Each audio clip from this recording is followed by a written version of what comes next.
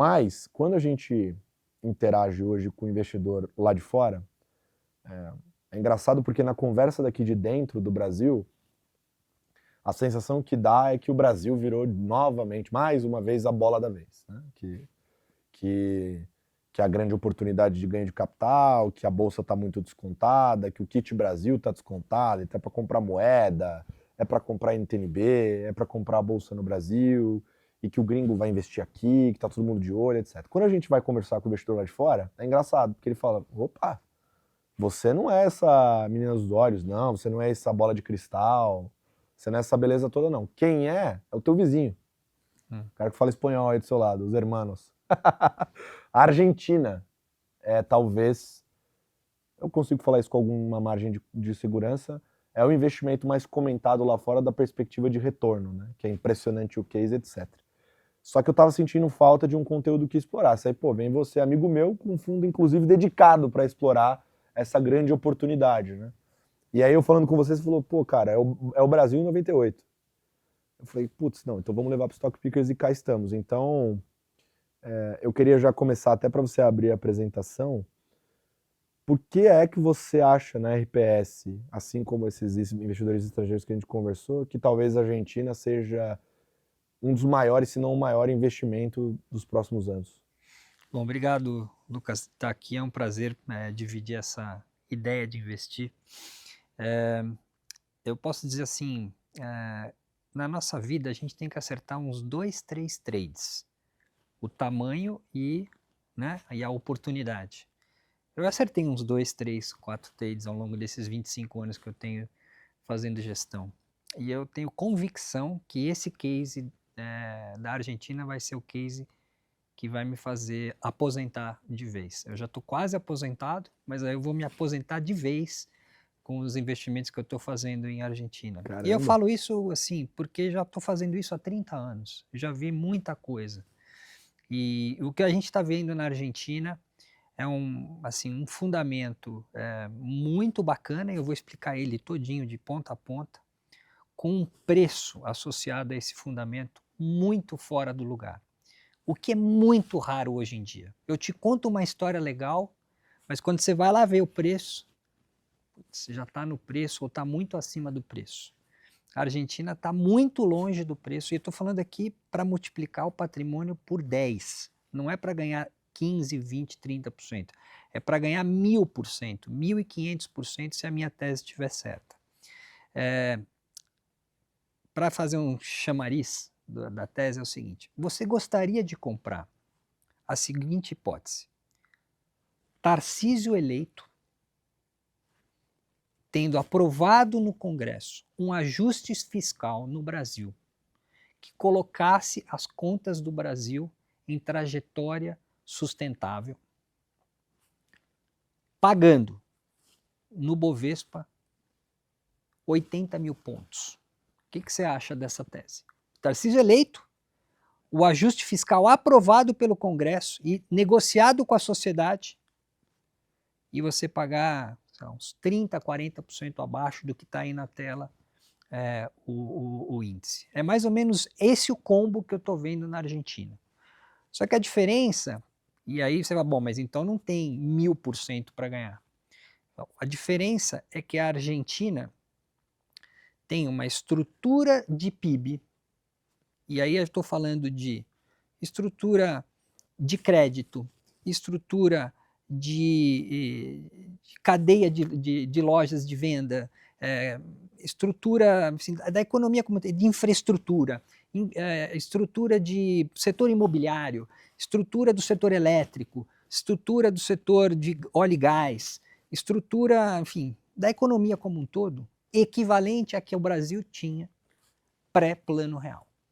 Então a Argentina está para ser explorada, assim como o Brasil foi explorado positivamente, no desenvolvimento macroeconômico e econômico, ao longo desses últimos 35 anos, que fez aí recentemente o Plano Real. A Argentina demorou 35 anos a mais para chegar no Plano Real do que a gente. Mas acho que a gente está diante, sim, do Plano Real da Argentina. É um país que estruturalmente é muito melhor que o Brasil, e eu falo isso com pesar, porque eu sou brasileiro, E infelizmente a Argentina é um país mais estruturado do que o Brasil em termos de educação, em termos de institucionalidade, e aí eu estou falando nesse momento aqui, o fato o Brasil está perdendo um pouco a dinâmica do presidencialismo, a gente está virando um parlamentarismo de coerção, a Argentina ainda é um presidencialismo. Eu olho o Supremo Tribunal Federal no Brasil e estou olhando o Supremo na Argentina, eu vejo uma diferença muito positiva lá versus o que eu estou vendo aqui. Então a gente está degradando do ponto de vista institucional, eu acho, enquanto a Argentina ainda está num estágio mais, eu acho, mais estável em termos de institucionalização. E com um potencial de valorização enorme. Então, eu vou tentar mostrar aqui com gráficos e com dados, indo mais um pouco no detalhe, não só no blá blá blá, como a gente está diante de uma das melhores oportunidades de investimento que eu vivi nesses meus 25 anos. Depois dessa abertura, não consigo fazer nada a não ser pedir para que o Nando coloque a apresentação na nossa tela aqui. E aí, para você que está no YouTube, vou te convidar, inclusive, para clicar no expandir tela, para ficar bem legível para você por aí. Mas estamos aqui com os slides, então eu queria explorar justamente isso, porque de fato eu lembro que no início, quando o Javier Milei foi eleito, uma dúvida que o mercado tinha, por isso talvez o mercado demorou para comprar a tese de Argentina, era se ele ia conseguir implementar as agendas agressivas que ele tinha, sem perder a popularidade dele, né? Afinal de contas, uma democracia é difícil implementar e são remédios muito amargos propostos por ele, mas dado que a corda tinha esticado muito, parece que a sociedade está absorvendo bem essas agendas, ele está conseguindo propor e executar o que ele disse que faria, sem perder popularidade, mantendo força do governo, com perspectivas positivas adiante. É por aí, né? Eu acho que esse é o primeiro e talvez o principal fundamento da tese, né? A Argentina está na quarta geração de peronismo, vamos dizer, desde que a Argentina entrou nessa agenda mais de esquerda ali por volta dos 1940, 45. A quarta geração sem perspectiva. Então, tem até um livro que eu li, que é esse livro lá de cima, que está aí nessa tese, que chama The Fourth Turning, que é o quarto ciclo. É um historiador, economista, que fala um pouco sobre a economia americana e como esses ciclos de 4 gerações trazem mudanças estruturais na sociedade e na economia. E eu li esse livro, e aí fala vários ciclos que aconteceram nos Estados Unidos, e aí eu falei, pô, mas acho que a Argentina está realmente perto desse quarto ciclo, é a quarta geração. Eu tenho vários amigos argentinos, inclusive sócios na RPS argentinos, e aí em 2023, quando eu fui lá para a Argentina começar a entender sobre essa tese, eu percebi essa geração jovem desenganada. Eu falei, cara, esse aqui é o ponto de virada. Essa geração desenganada que não vê mais perspectiva no país e que com certeza vai votar por uma mudança mais estrutural. Eu costumo dizer que a gente estava acompanhando a Argentina lá na época do Macri, lá 2014, 15, 16, quando ele foi eleito, já pensando numa mudança, mas falando sobre gradualismo, falando, olha, aqui na Argentina não dá para fazer a coisa do jeito que tem que ser, porque senão eu perco a popularidade, eu não consigo implementar. E a gente viu que ele tentou fazer lá um movimento, foi muito gradual, países emergentes, ou você faz a coisa firme de uma vez só, ou você fica sangrando devagar. E então eu tenho traçado um paralelo que o Macri foi para o Brasil aquilo que foi o plano Collor. Foi um plano anterior de um início de uma mudança, mas sem convicção, e que culminou depois de anos no plano real, que aí sim foi o plano que trouxe uma estabilidade para a moeda, uma estabilidade macroeconômica, o tripé, etc. e tal. A Argentina viveu o seu momento plano Collor lá com o Macri e agora está vivendo o seu plano real.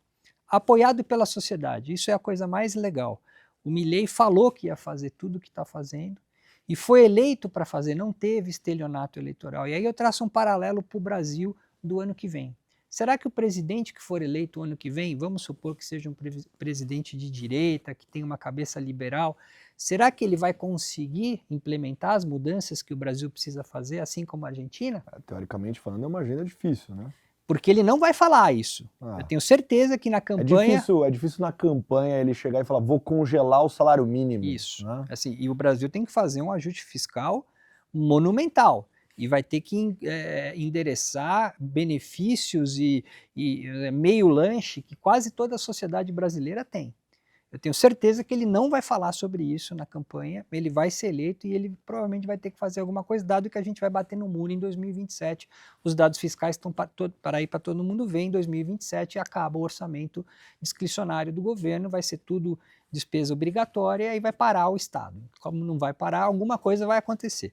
Mas eles tenho certeza que nenhum dos candidatos que vai concorrer o ano que vem vai falar sobre essa agenda amarga. Diferente na Argentina, que como a população estava amassada, inflação 25% ao mês, as pessoas não tinham mais conta no banco, geração desenganada, que nem eu falei. Então ali ele pôde fazer um discurso de realmente temos que fazer a lição de casa, temos que atacar esses problemas que a gente veio empurrando ao longo de décadas, e isso é uma coisa muito importante da tese. Então, ele está fazendo coisas muito difíceis lá e a sociedade está apoiando isso. E aí você olha que interessante, passou aí um ano, quase um ano e 8, 9 meses de ele estar eleito, e a popularidade dele, que é o azul escuro ali, segue quase na máxima.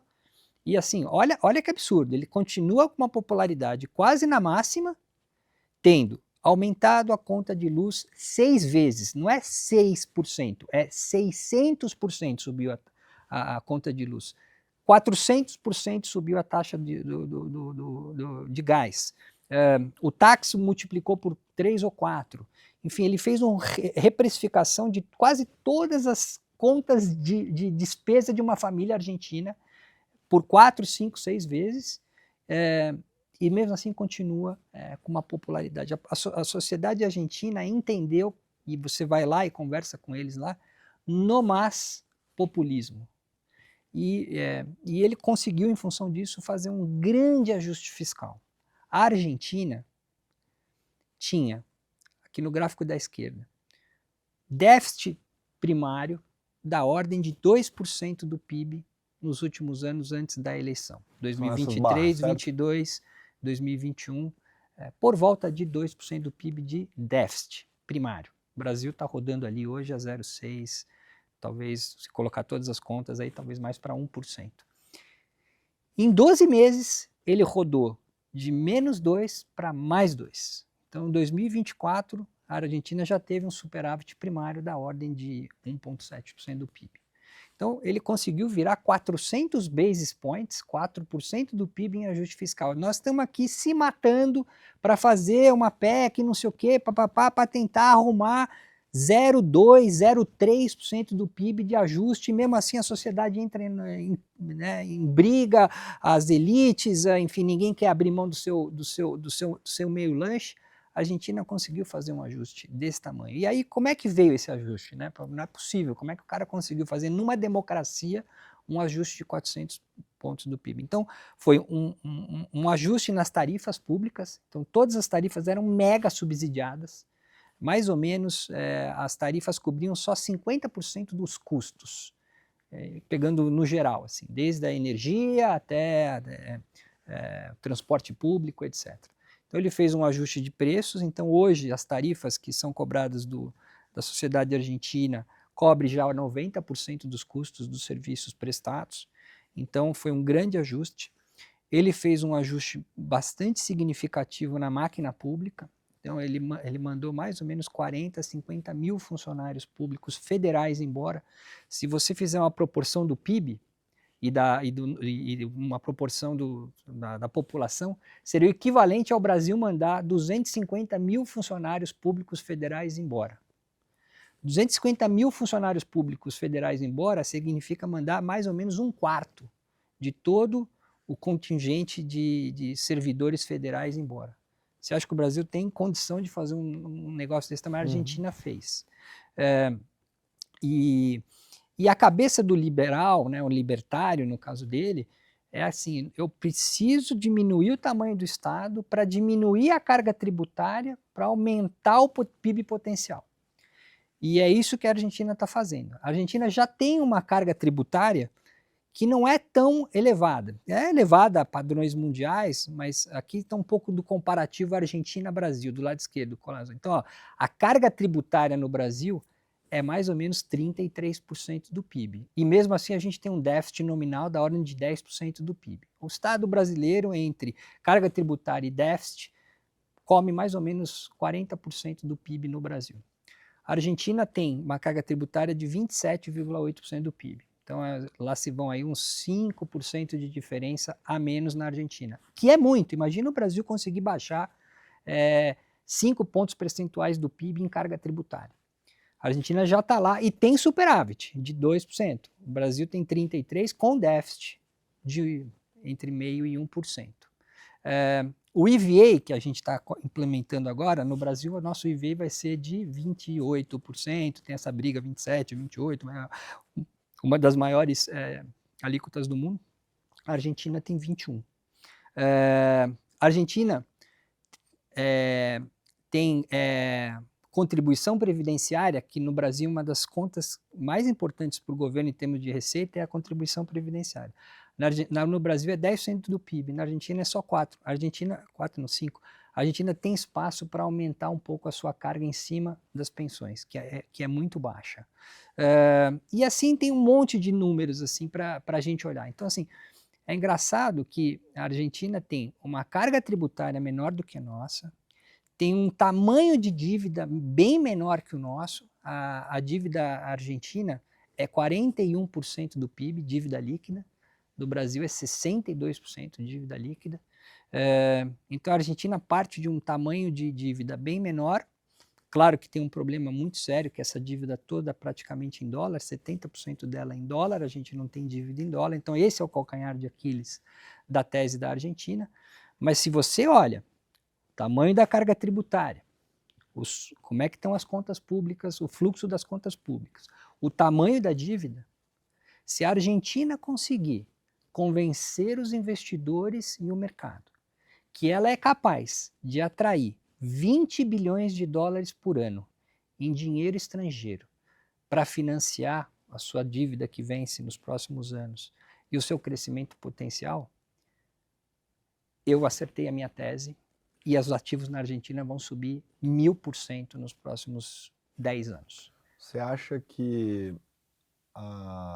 se o mercado estiver certo de que o dólar vai se enfraquecer, isso pode potencialmente dar um respiro adicional para a questão fiscal argentina? Não, eu acho que assim, dólar fraco é igual a emerging markets. Né? A tese do gringo comprando bolsa brasileira, né, e comprou 25 bi de bolsa Brasil nesse ano, está muito associado a um dólar fraco. Então isso é um vento de cauda positivo para todos os países emergentes, principalmente um país emergente que tem dívida em dólar. Apesar da dívida não ser grande, ela é em dólar, numa moeda que o Banco Central do país não emite.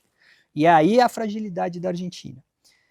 Então, aqui, esse gráfico aqui da direita mostra o perfil de vencimento dessa dívida em dólar na Argentina. Então a dívida não é grande, 42% do PIB, só que ela é 70% em dólar e ela tem esse perfil de investimento. Se você olhar, né, as barrinhas, você vai ver que o ano que vem... Parece até uma curva normal, né? É isso. O ano que vem são 6 bi, aí o outro ano 8 bi, depois 12 bi, depois 18 bi e depois vai caindo.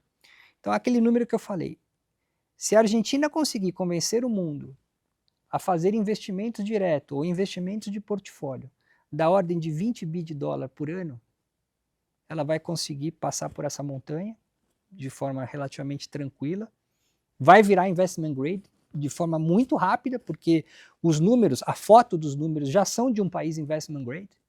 O problema é esse perfil de dívida. E o que é 20 bi de dólar por ano? É um número absurdo? Vamos pensar um pouquinho. Olha que interessante. 20 bi de dólar por ano, isso aqui é o FDI, né, o investimento estrangeiro direto nos países da América Latina. 20 bi de dólar por ano é mais ou menos 3% do PIB argentino. Então a Argentina precisa convencer os investidores a colocarem 3% do PIB em investimento direto lá por ano. Se você olhar a curva dos últimos muitos anos de toda a América Latina, você vai traçar ali uma média que tem estado entre 2% e 4%. O Brasil tem mais ou menos 2%, 2,5% do seu PIB em investimento direto todo ano. A própria Argentina, num período anterior, teve 3% do seu PIB em investimento direto por ano. Então não parece uma montanha tão difícil de subir. É simplesmente voltar ao que sempre foi, conseguir convencer o investidor estrangeiro a colocar 3% do PIB, de 2% a 3% do PIB em investimento direto no país. Um país que tem contas arrumadas, fiscais, está começando a endereçar um problema seríssimo, e isso já foi aprovado no Congresso do ano passado, a desregulação dos setores na Argentina. A Argentina tem 129 impostos diferentes. A Argentina, para você, taxa, regulava preço do mate, além de quase todos os outros itens da economia. Imagina uma economia extremamente burocratizada, engessada e tal. E o ano passado, o Milei, nos seus primeiros 6 meses de eleição, aprovou uma lei que foi chamada Lei de Bases, que mexeu em 300 artigos da Constituição Argentina. E desde então, tem lá um Ministério da Desburocratização Argentina, que aliás é um dos maiores craques economistas da Argentina, toca esse ministério, que é um ex-presidente do Banco Central na Argentina, um economista de Harvard, que chama Sturzenegger. Esse cara é chamado lá, o Eduardo Mãos de Tesoura lá da Argentina, ele está limpando toda essa burocracia da Argentina. E eu acho que a Argentina tem tudo para conseguir alcançar esse objetivo de 2% a 3% de investimento estrangeiro direto, à medida que vai melhorando a regulação de todos os setores, exatamente como o Brasil fez na década de 90. Então, isso aqui é o coração da tese da Argentina. Se eles já arrumaram o fiscal, se eles têm um endividamento relativamente baixo, e o problema é simplesmente a questão do dólar, e não parece um número tão absurdo em termos de dólar o que eles precisam, eu estou muito confiante que eles vão chegar lá.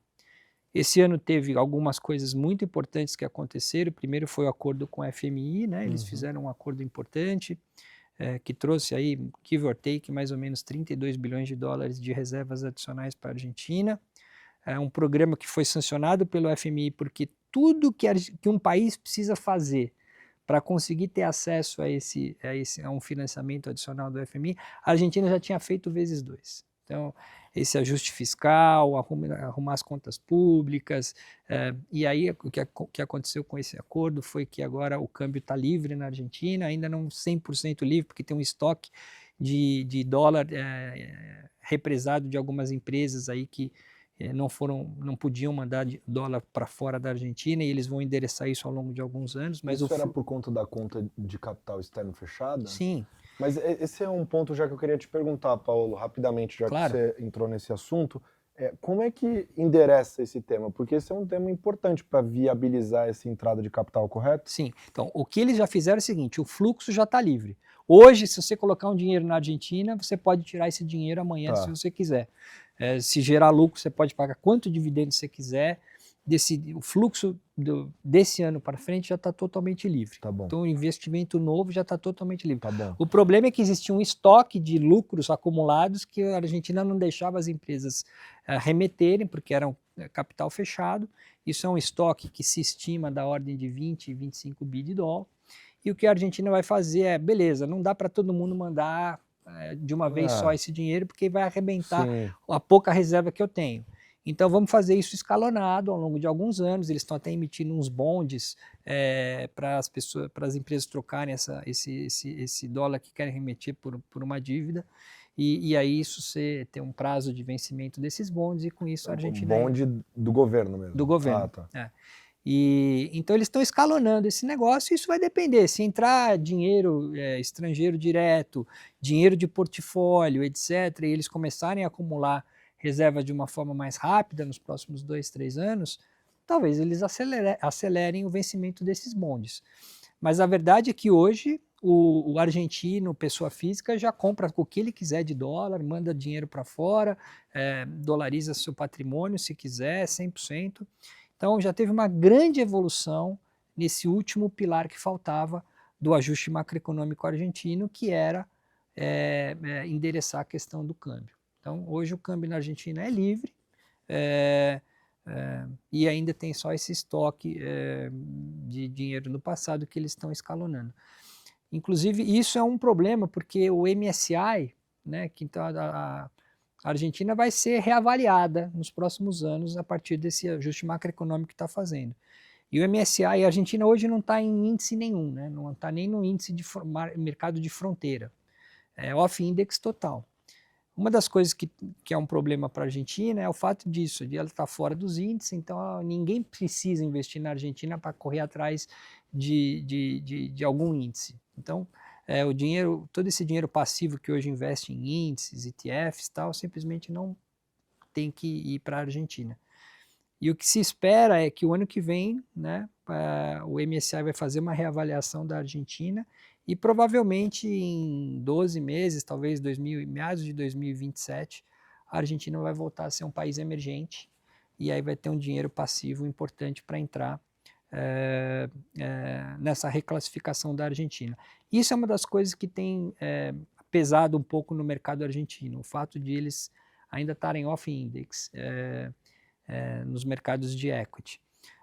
Mas eu estou muito otimista que assim, toda aquela cartilha de como fazer um ajuste de um país, como uma sociedade consegue aguentar esse ajuste, tudo isso está acontecendo de uma forma até muito melhor do que eu imaginava quando eu primeiro investi na Argentina no início de 2023.